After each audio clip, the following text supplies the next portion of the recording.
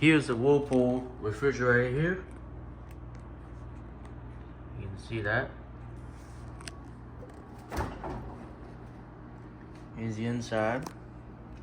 It's just a bit full, but I expect there to be more stuff in here.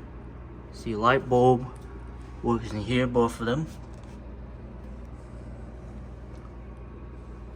It looks like the switch is all the way in the bottom.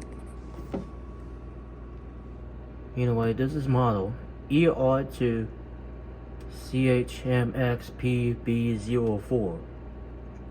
It's manufactured February 2007.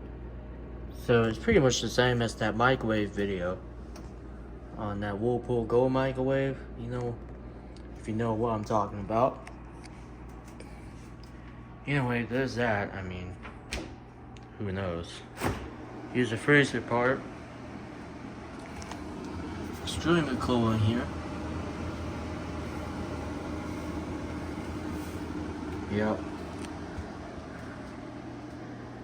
Anyway, this is it.